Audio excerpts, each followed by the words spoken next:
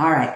So let me now kind of shift a little bit to why do betrayed partners struggle with this? Why do we struggle with this self-forgiveness piece, right? Why do we stay stuck in kind of this self-blame? Well, number one, it's because your brain thinks that this could have been prevented.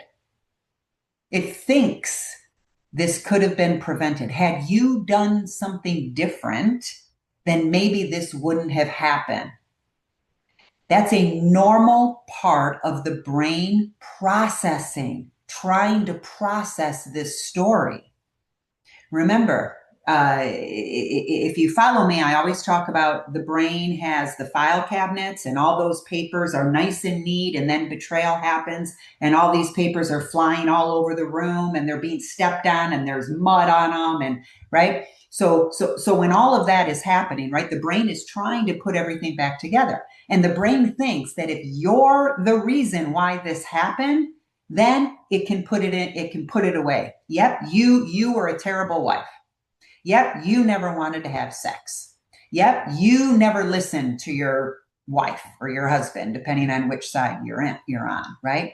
So if the brain blames you, then there's some control, right? There's some control there. You can become a nymphomaniac, and then your husband will never cheat on you again, right? You can be overly attentive, and then they'll never cheat on you again. So the brain does a really good job of giving you a story that it wants you to have to make you feel like you've got some control.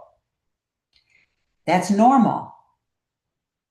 Now, you've probably heard me say this many, many times. Normal does not always mean healthy. It's a survival tool, is what the brain is doing here. If your brain can convince you that you had control over this, then it's going to protect you from future pain. But in reality, that's not it. That's not it. You had zero control over this. So those thoughts coming in is just your brain trying to give you some control. But in reality, you had zero control. So we have to help you override that part of your brain that's convincing you that you had something to do with this.